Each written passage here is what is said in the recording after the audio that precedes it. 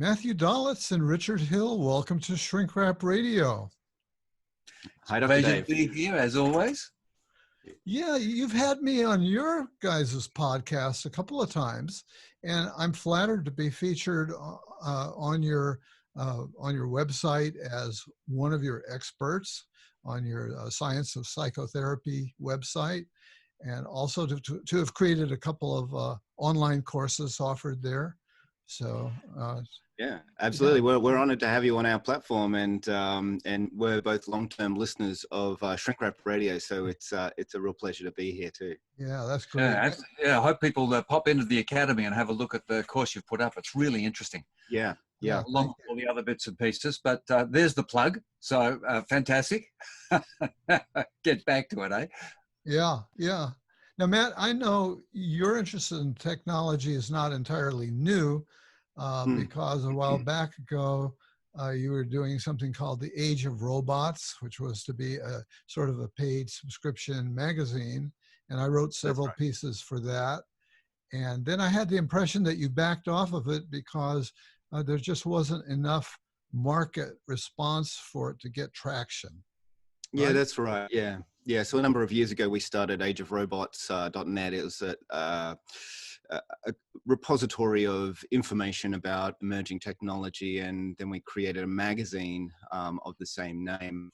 At the time, I think it's more about what the marketplace was willing to pay for, and they weren't willing to pay for a magazine because there's so much free information out there. But we had a good go for about a year, and you wrote quite a few articles for us as well on the psychology side and opinion side about emerging technology. Yeah, which has been really a theme in my own life. I've always been very interested in and drawn to what was happening in technology. Originally was accepted into college in electrical engineering, but switched out early on. And then as time went by and the whole tech thing started to explode, I sort of went, duh, I should have become an engineer. But we find other ways to back into these things and to participate. And I've been able to do that. And Age of Robots certainly gave me an opportunity to dip my finger into that. So look, I'm thinking we should resurrect some of those old articles that you wrote and maybe put them up for listeners to be able to have a read if they're interested. Hey, I like that idea.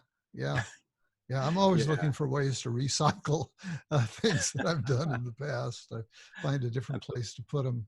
So I was delighted and surprised to find out about this latest venture of a feature-length documentary on artificial intelligence and robotics. And so, and I have the impression, Matthew, that you're the main guy on that. So how did that come about?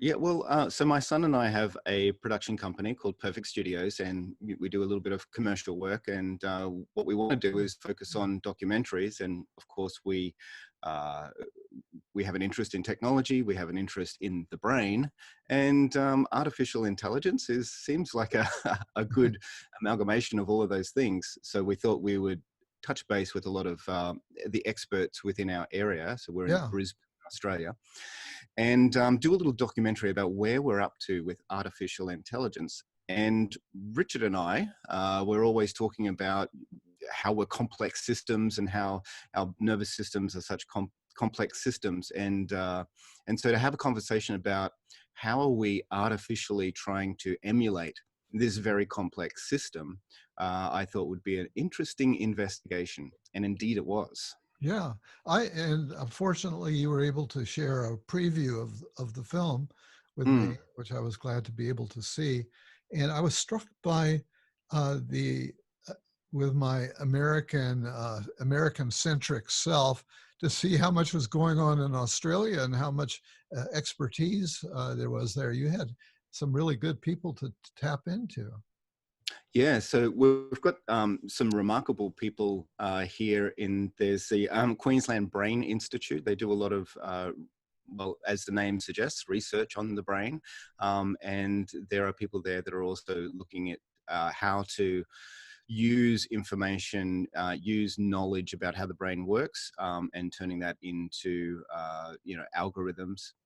And similarly, there's other institutions. We've got the Queensland University of Technology, and they've got some departments which are very, deeply involved in artificial intelligence and robotics. And we were able to, touch base with those people. So half the people, on the interviewees in the documentary, are professors. Yeah. Very, very knowledgeable and leading edge. Yeah. And here we have a government-run institution, CSIRO. They have a department, Data 61, and they also are steeped in robotics and artificial intelligence. And so we're able to interview a few of those people as well, and the very interesting robotics and artificial intelligence projects that they have happening. So are you saying that the government there is investing in this technology, helping to support it and kind of grow it as an industry? Absolutely, yes. So there is government money flowing into artificial intelligence and developing these things. I mean, it really is the cutting edge of the new world. So yeah, I think that's smart of them to do that. And Richard, you're in the film as the voice of an artificial intelligence. Do you have experience as a robot, or how does this come to happen? I get to resurrect my previous history as almost in a prior life, because actually some people are aware, but I was a professional actor for nearly 25 years. Oh yeah. And it was amusing. I was at a workshop the other day where I was participating. It was for learning our first aid, so that when poor patients have trouble, we heal them. God help, don't ever happen to me. But the teacher said, "Oh, someone read out the slide," which was a nice idea, get people to read. So I read it out a little bit, and then someone else in the room said, "Wow, that sounds like a voice, like a television show." Right. But yeah, so we're using that sort of skill, which is useful from that perspective. But also, I've always said that people who do voiceovers, people who are on commentary of any form, that you can tell when they know what they're talking about and when they're just reading the lines off the page. Mm-hmm. And so I bring that as well, which is exciting. But what we do, and one of the things I just wanted to add from before, we're talking about government support and things, and I think what makes Australia an interesting place is we do have the government support and the financial support, but it's a fraction of what you've got in other countries, particularly like America. So not only do we have the sort of support, but by gee, you've got to be smart and clever and cluey and really make value out of every dollar. And I think that's what triggers a lot of the ingenuity out here. Yeah, I'm thinking of you as maybe a method actor, and that you needed to contact your inner robot. Well, it was pretty easy. Matt said, just say it without terribly much emotion, and I just pretended to be a psychotherapist. I say that as a joke. Richard really is very talented in his voiceover work, and we're doing another documentary for the Air Force, a number of different squadrons that are now defunct, and we're doing a historical documentary of which Richard will be the narrator. So we'll look out for that one. But no, really. I think what Richard really brings to the table, quite apart from voiceover on our documentary, is a deep understanding of the complexity of our nervous system, of the brain. And I just think it's a really interesting conversation when it comes to how we're emulating the brain, what the general perception is of artificial intelligence, how far along we really are, because from doing this documentary and from other research that we've done, we are really very, very basic in our emulation of our nervous system, of our brains. So when we talk about artificial intelligence, first we have to define what do we mean by intelligence? What's the definition of intelligence? and there's been different sort of the goalposts have moved along the way as we've had artificial intelligence to first beat us at chess, and so we then said, well, okay, that was intelligent, but maybe not intelligent enough, and then we have artificial intelligence beat us at Go, but and then well, that's really intelligent, but maybe not intelligent enough. And so the goalposts of what is intelligent and what does artificial intelligence needs to achieve to be as intelligent as us, keeps moving. Yeah, I thought that was a really interesting point that came through in the film. I had not ever really thought of it that way, and and now I guess the latest achievement was that it became a Jeopardy champion. Which feels like maybe it's getting us closer to general intelligence, except that it's really about having a huge database of factual knowledge that the Jeopardy champion is able to draw upon. And that's the kind of thing that computers can excel at. Yes, it's fact-based, so still unable to move themselves out of the linear sort of a causal framework where there's a pathway that you end up at the correct answer. Whereas, of course, human intelligence is you can go along a pathway and end up at a totally surprising and unexpected and unpredictable answer that may not even have anything to do with what you're talking about in the first place. So although we don't do it in the film, it's really interesting looking at artificial intelligence being creative, doing paintings and quite often the comments that people do, critics give of such artwork is very interesting, but still derivative. So that's right. Still coming from initial frameworks of programming and so possibility is still limited to what is programmed in. Yeah. So are either one of you up to giving our listeners and viewers some kind of very compact definition of what we mean by artificial intelligence, particularly given that it's a moving target? Yeah, that's for Matt. Away you go. Yeah, yes, it is a moving target, and I guess very broadly, it's the capacity to emulate, what we would perceive from another person as being intelligent, to be able to respond intelligently. And so we come back to the Turing test, where if you're talking to, you're not sure if it's a robot or a person, you're sort of, behind a screen, whatever that screen might be, and you can't discern whether it's a computer or a person, then that's supposed to be a test to demonstrate a level of artificial intelligence. But like we've just been talking about, intelligence, depending on how you define it, could be in a very constrained area. We've got a Watson, medical Watson, that can diagnose illnesses based on a group of symptoms very well, very accurately, because it has access to hundreds of thousands, maybe millions of data points on similar symptoms and what those diseases actually are.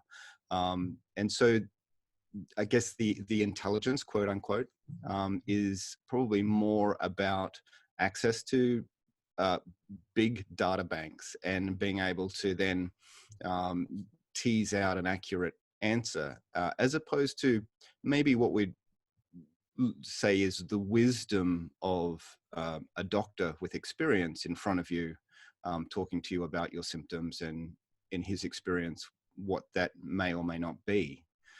One of the things that people worry about is being replaced by computers. And I think a lot of the research currently suggests that it can be a really good collaboration for a human and computer to work together using the strengths of each, so that the experienced physician brings a kind of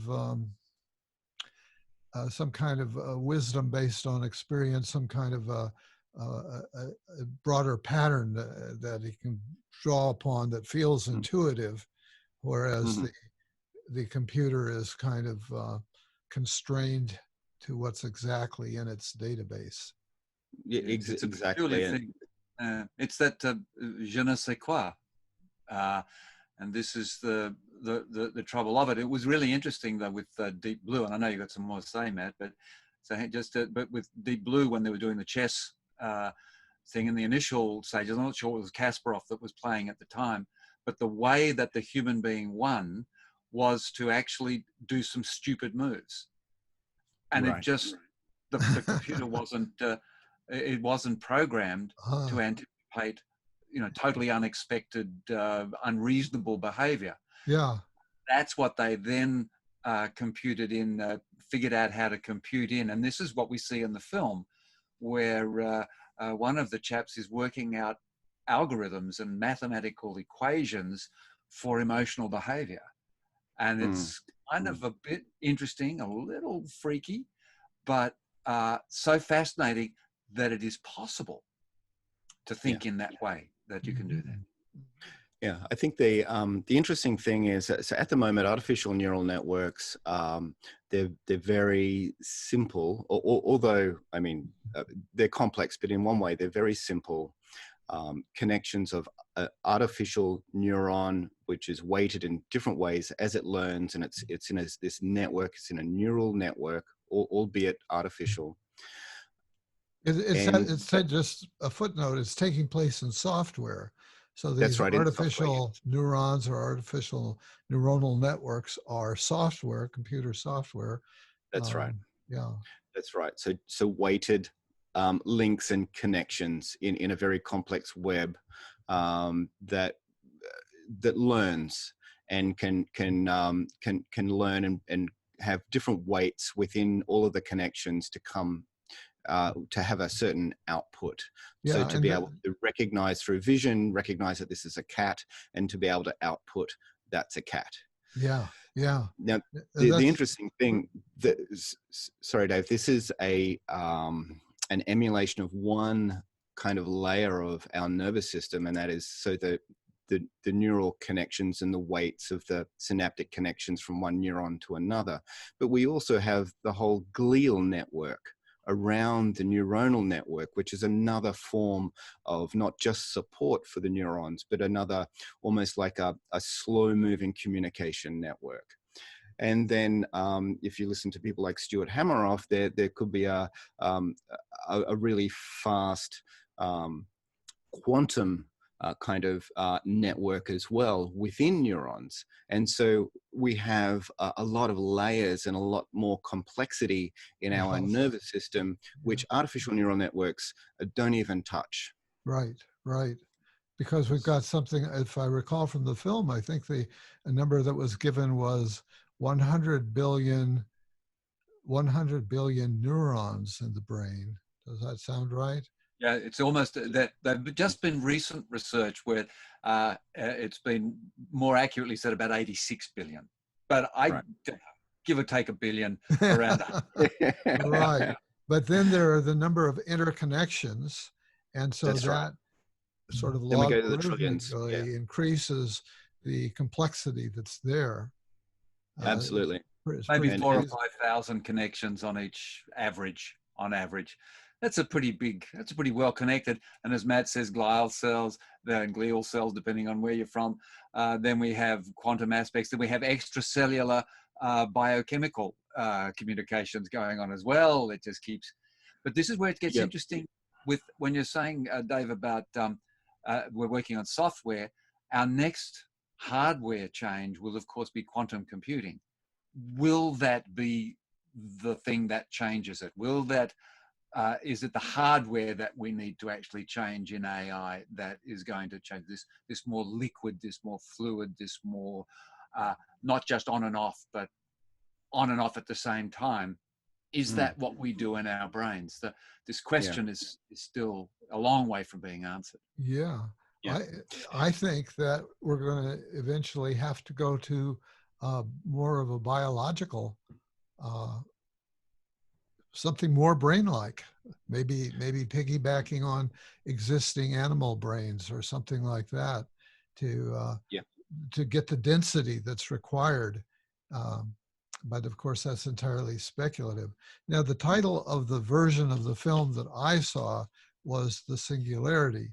So we have to mention Ray Kurzweil, who's written, speculated quite a bit by what he calls the singularity, which is the idea that we would eventually come to a singularity in the sense of an utterly unique event that's never happened before in the universe, which would be computers with what we would call general intelligence. In other words, they would be as or more intelligent than we are now. I think most people in computer science and in the artificial intelligence arena are saying that we're a long ways away from realizing that at this point, that it's still pretty much in the realm of science fiction. That's right. So one of the interesting things that came out of our interviewing with these primarily academics, we did talk to some people that are actually working out in the field from freelance robotics, but primarily academics. And the surprising thing was that they were pretty unanimous in saying that we still have a long way to go. And the apocalyptic, artificial general intelligence taking over the world is a fairly unlikely scenario. Which is comforting. Yeah, right. And we are the creators of these systems, and so we've got some pretty clever people developing these systems. Now, that's not to say that systems that are created can't be used for evil, or I mean, there's lots of examples in history where technology has been turned against us. However, with the idea of artificial general intelligence and this singularity, and the term singularity, the metaphor is in a black hole where you have the singularity between the outside environment and then within the black hole. You can't see beyond the singularity. So it's this idea that we can't possibly see beyond this point in time as to what outcomes there'll be. But the overwhelming majority of people were saying that we may reach artificial general intelligence at some point in time, and their estimations are all varied. But it's not going to be this apocalyptic, end of the human race, beginning of a the robots kind of scenario. We become the slaves or the pets of the robots.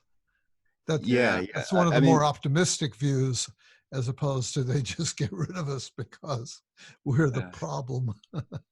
Well, I think one of the sort of imaginative, sort of fictional versions of a robot that has been probably, I think the one that has the most reality to it is from Star Trek. The Data was in the Next Generation episodes with Captain Picard and all those guys, and fabulously intelligent, fabulously quick, could do things humans couldn't do, but still looked upon Picard as the father figure. He still needed a learning experience. He still needed to grow up, even with that. And I think that certainly is the closest we've come to a warming. Because otherwise, we have in Star Wars the R2-D2 and your sort of they're much less sophisticated than good old Data in Star Trek. But that's quite an interesting option for them to go to, as different from Asimov's, sort of out there in 2001, sort of doing all kinds of odd things. So interesting stuff, the forward thinking. But this is one of the comments that one of the people made in the film, the lass is saying, yeah, fiction, great. Actually, it's so exciting now. Don't worry about the fictional stuff. Get really excited about the stuff we're doing right now, because it's really, really interesting now. Yeah. And another interesting thing that came out in our interviewing, and not a lot of it really got into the documentary. I mean, we're sort of we're trying to bring 4 or 5 hours of interviews down to a 1-hour documentary. I So can imagine. we had to, do some cutting. Sure. But this idea of embedded technology and technology becoming more and more invisible and yet pervasive and powerful is really interesting. So Yeah. we're getting technology which is becoming smaller, more discrete, and more powerful, and influencing our lives and enhancing our lives in different ways. And yet it's, from all outward appearances, it's not as obvious as you might have as you might think. Yeah. Well, we should probably let's talk a little bit about how it impacts our profession as therapists, as people, helpers, healers, however you want to think of it, because we know that artificial intelligence is making incursions into the workplace, and and there's a big debate about, is this going to put people out of work? Well, already it's clearly put some people out of work. The question is, will it put everybody out of work? And that begins to get into the science fiction area. But we already have situations. One of the things I've been following and doing interviews around is what I'm calling psych tech. There's some other word for it, I don't know, but there are a variety of devices out there now, companies that are producing them to help people meditate or to focus better or to be less anxious, and so on. And some of that's very interesting. Some of the people I've interviewed, let's see, devices, sometimes wearable, to teach or aid in mindfulness, meditation, give feedback, neurofeedback from the brain. Heart rate variability is turning out to be a big one. There's the Aura Ring, which measures several things, and they've got a bunch of competitors. I interviewed neuroscientist Dr. Amy Sarin with a product called Touch Points, which are little vibrating things that you can put in your socks or use like wrist watches for anxiety. And Ariel Garten has something called the Muse Meditation Trainer. Interviewed her. The people at Heart Math, they've got a device that tracks heart rate variability. And I've got an upcoming interview, it may be the very next one, is Dr. David Rabin, who I just learned about. He's a neuroscientist and a psychiatrist, and is the chief investigator for a company called Apollo Adaptogenic Stress Reduction Device.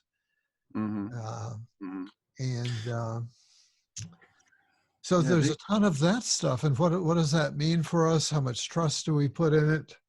Not to mention, well, forget about the not to mention. I'll mention it later. Okay. Let's, I think, yeah, go ahead. I think these tools are all very they're very interesting, and they can be very powerful, given if you know what you're doing with them.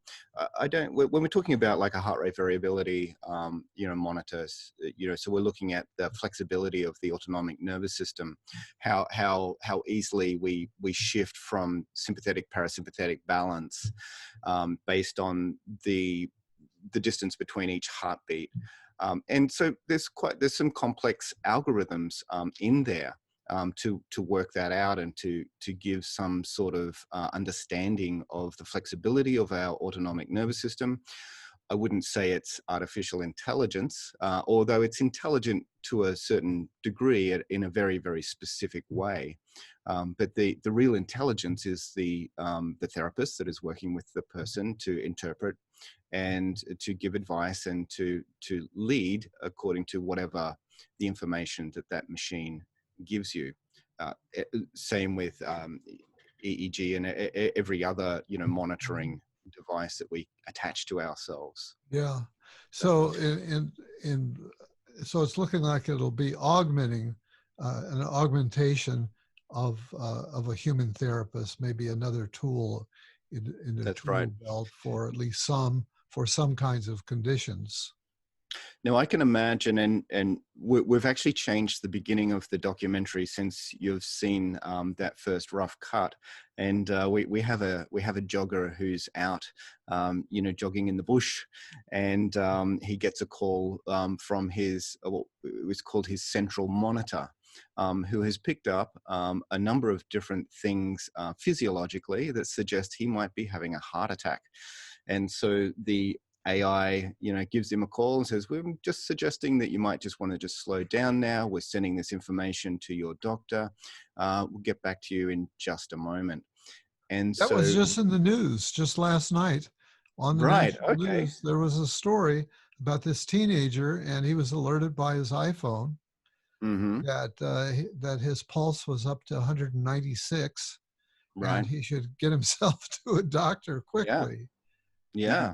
These immediate things. I mean, I just saw some advertisements. I'm a recent grandpa, so I look at things for diapers, and there's a diaper that can buzz your iPhone and tell you that your, the nappy's wet. Uh-huh. And Yep. these are terrific things, but I just want to drop in the reminder, and always the thing that's my interest and the concern is that what we're doing, what are we doing with having all these additions, which we haven't had before, but we have them now. And one of the reasons is because it's a new form of evolution where our body is no longer keeping up with the changes in our environment. And probably our body's about 15,000 years back, our genome. As a lovely book I read, it said our genome is like a pissed off teenager that doesn't the room it's in. But so we've had social evolution, so psychosocial evolution. So we've managed to be able to think ourselves into managing these sedentary groups and large numbers of population and so on and so forth, and all these types of employment activities that give us stress and produce our dietary programs that change our bodily appreciation and cause these problems. And here we are again. My worry is that as we keep outthinking nature, we get further and further away from it, and more likely and more closer and closer to the point where if our systems that we have created break down, we actually are not able to survive in the world we live in. And this is quite fascinatingly, it's a teasing idea that we need to keep reminding that, what is our naturalness and how do we get back to that? Yeah.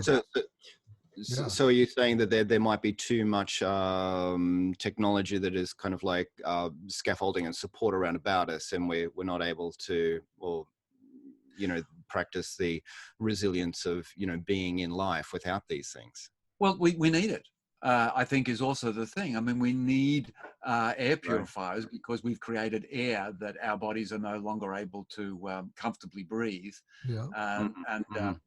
We need different forms of food additives and changes and variations because we've moved away from whole foods and things. So, I'm not saying it's a good thing or a bad thing. I'm just suggesting that we need to notice it. I mean, I think that's a really important point, that there's a danger that we will become so dependent upon these technologies that if they fail us, we're going to be in deep yogurt.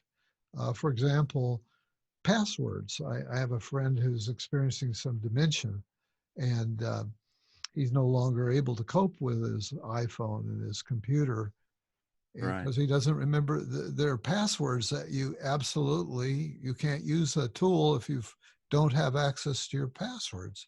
And sometimes I worry about that for myself, Yes, even the password tools that you can use, you still need to have the password to get into the password tool. Exactly. That's where we'll have to trust our artificial intelligent personal assistant to remember these things for us. Yeah. Getting back to this technology that supports us too, there's interesting technology that's come out in the last few years, and it's called Labonachip. And so being able to do different sorts of tests, primarily blood tests, and in little disposable chips that do the analysis, depending on how the complexity of the chip and what it's analyzing. I think we're having some kind of psychic thing going on here, all the way Right. between America and Australia, because right now I'm reading this book. Maybe you know it. It's Blood in Something. It's about Elizabeth Holmes, this Right. young woman who created a company called not Theranon, something like that, though. Mm-hmm, mm-hmm. And it's all about that. She was trying to get that technology into a small box, and but was claiming abilities that she wasn't able to deliver on, but somehow Right. able to get just millions and millions and millions of dollars from all sorts of investors and VCs and big corporations, because it was such a great sounding idea. So maybe it's here already. I don't think it's in the way that she envisioned it yet, but I think there are pieces of that puzzle maybe already. Yeah, and they're starting to come. I mean, we're doing interface, one of the things in medical systems and for psychological as well, but technology interface, where we use the neurobiofeedback, for example, is a technology interface in order to enable us to more successfully engage with issues in our mental state and in our therapeutic. They become therapeutic programs. So it's quite, and even more fascinating. The one I quote in my book, the Mirroring Hands book, we talk about the interface with the frozen in or locked in patients, and they developed a balance of EEG and oxygen fluctuations in the brain, and were able to interpret this language of the brain to be saying yes or no, and enable these poor people who are conscious but unable to physically move to actually communicate. Which these sorts of extraordinary things are enormously beneficial. It's not a two-edged sword. It's about a 57-edged sword, I think. Yeah. And it's interesting when we talk about brain interfaces. We still are only scratching the surface about how the brain works and what we know about the brain, and yet this technology that is trying to understand and emulate this very, very complex system, which we hardly understand. I think it's an interesting parallel science, artificial intelligence and neurobiology and neuroscience. Definitely. And it's hard not to get really excited about that stuff. I find it hard not to get super excited, and then always the dark potential also will crop up in my mind, and I'm sure in other people's minds. So really it comes down to our wisdom to guide this process, and that's one of the main topics that your interviews in the film get into. Is one of the big issues with artificial intelligence is the lack of transparency. That okay, this artificial intelligence with its reinforcement learning and all of that is coming up with some really great suggestions, but we don't know how. We don't know exactly. It's a black box. It's funny that behaviorists used to talk about the brain as a black box, and B.F. Skinner famously said that he was interested only in input and output, stimulus and response. And you could deduce. You didn't need to know what was going on in the head. It seems that actually it's been terribly useful to find out what's going on in the head. And also another sort of angle is the biggest money and the most research is from private companies or even public companies, but the research is done in a secret way. And it's proprietary information, and they're not required to share it because it would mess with their competitive advantage. That's right. And it's all being geared for commercial advantage.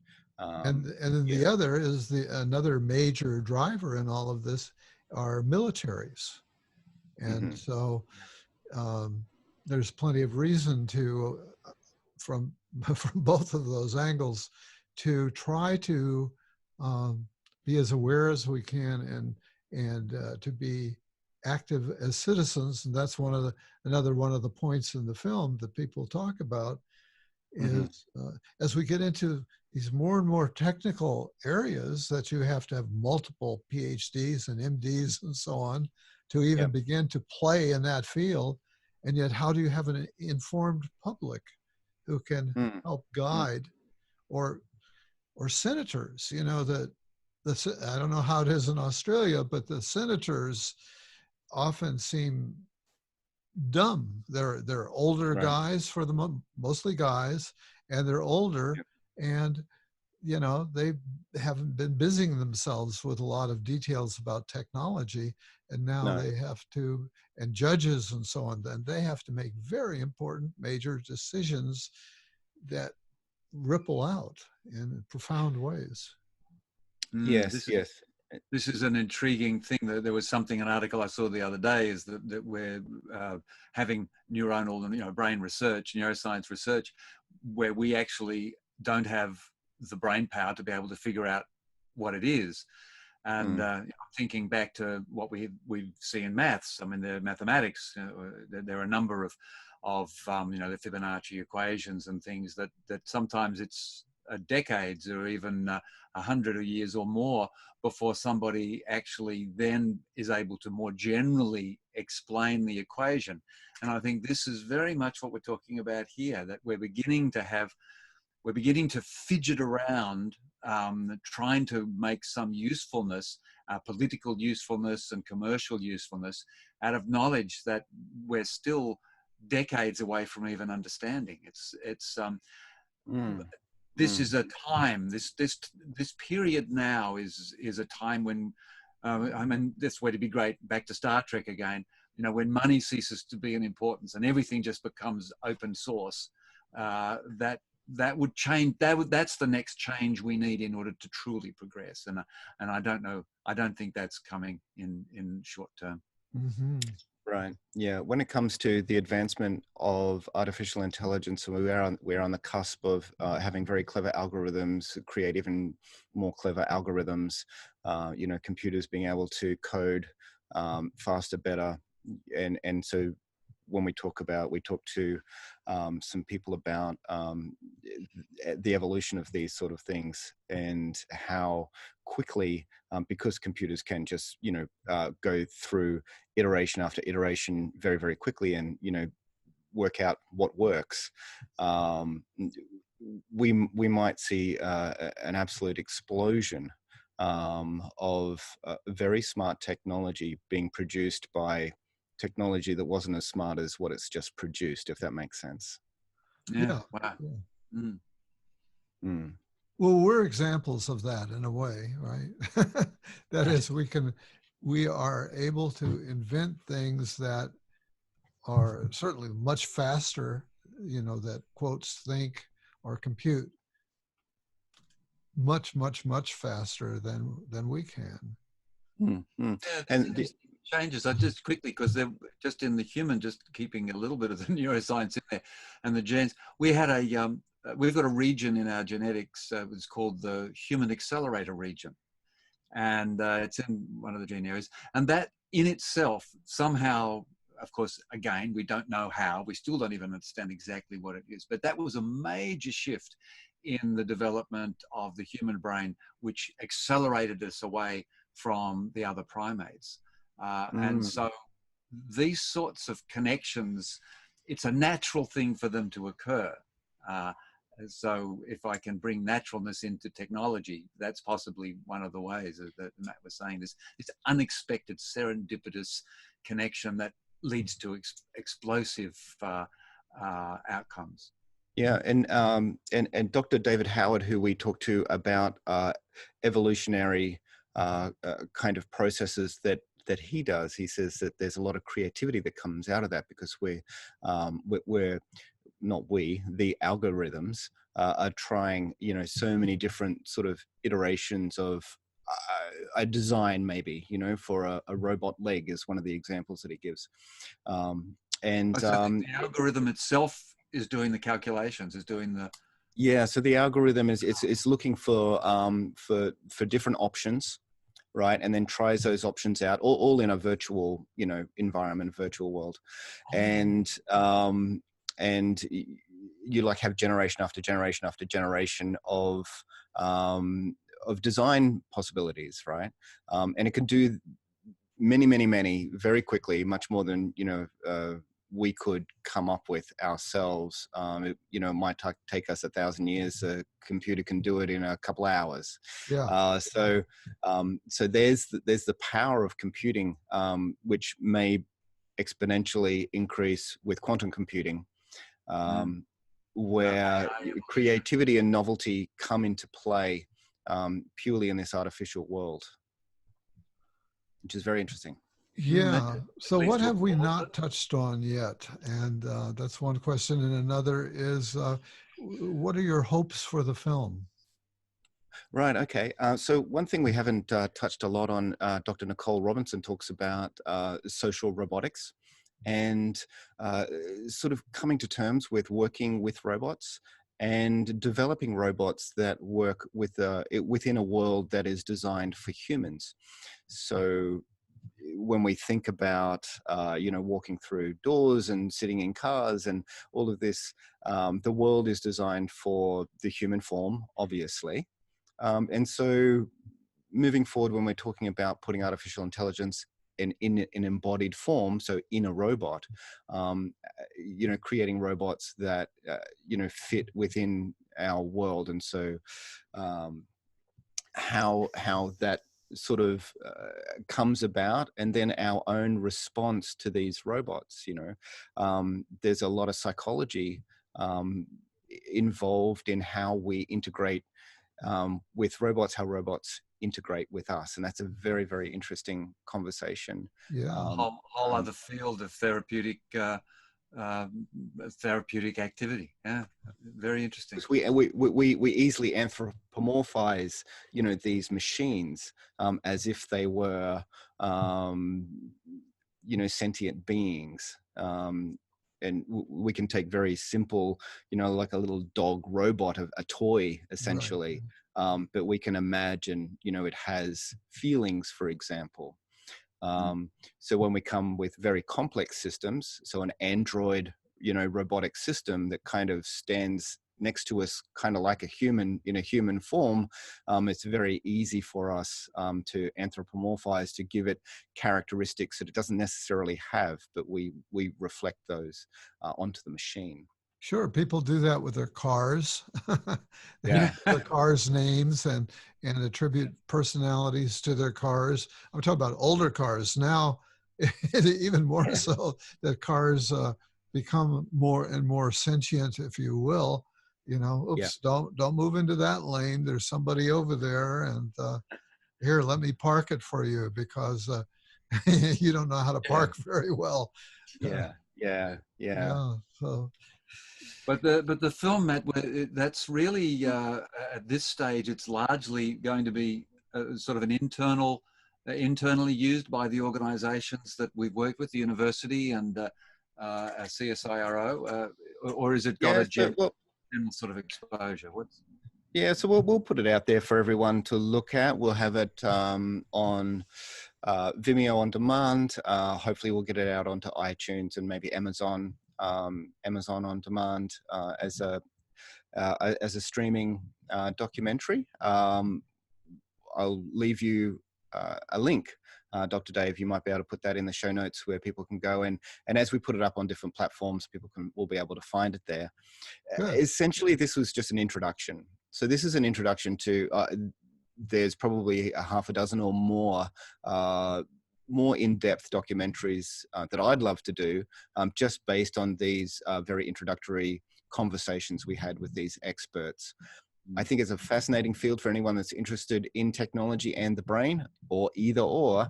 You know, this is something that it's happening. It's happening now. It's going to change our lives. It's going to change the planet. We should be interested. And I think this is a good introduction. Well, that's a good wrap up, Matthew. I think that's a good place for us to wrap it up. And I want to thank both of you guys very much for doing it and for engaging with us today on Shrink Wrap Radio. Well, thank you so much, Dr. Dave. Yeah, great pleasure. Wonderful to see you and spend a bit of time.